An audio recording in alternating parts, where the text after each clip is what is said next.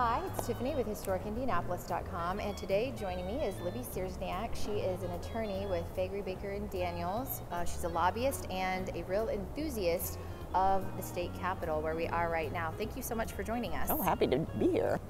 Libby actually has written a couple of articles. She does our Indianapolis Collected feature on Saturdays. How did you get interested in the beginning with the state capitol?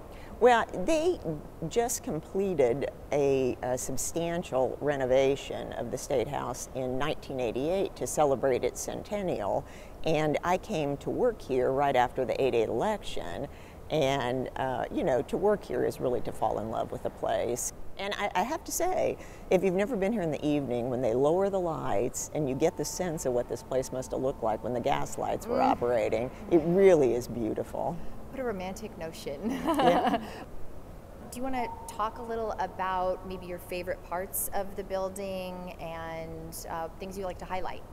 Well, I mean, obviously, I would say the atriums are my favorite part. It's, you know, I mean, this is a magnificent space, and it's hard not to feel inspired when you walk in here.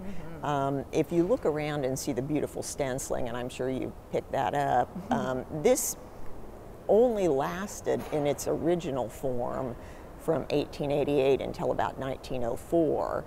And at that point, they painted over it with dark paint in an attempt to preserve it, which in essence sort of ruined it.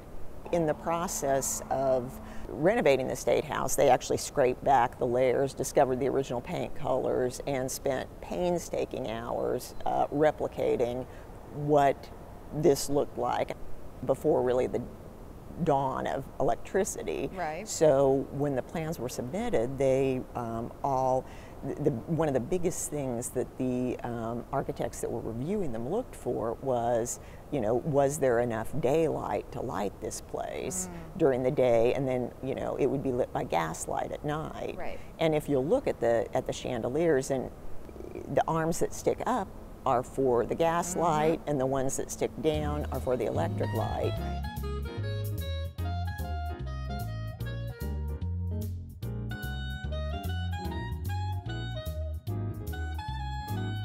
The rotunda, the way that it's lit, you know, they've painted white paint, so, and then put lights so it shines, which it didn't do for years.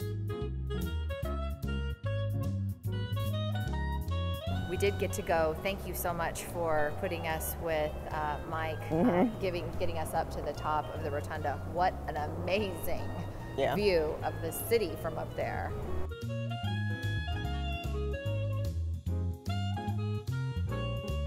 I would definitely encourage people to come down here and look at some of the statues, fantastic statues here of the famous, you know, the rock stars of Indiana history.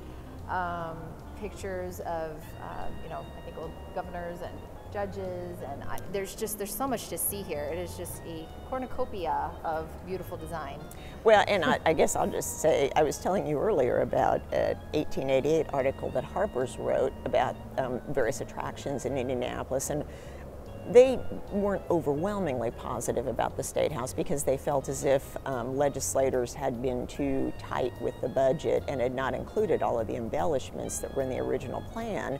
But they felt the interior was just beautiful, and they commented that, you know, during the heat of the summer, you know, the nice shady hallways were a fine place for young lovers to spend some time together. So I don't necessarily suggest that today, but that would be a historically appropriate way to spend your time in the State House. Okay, if I ever have one of those, I'll look into that.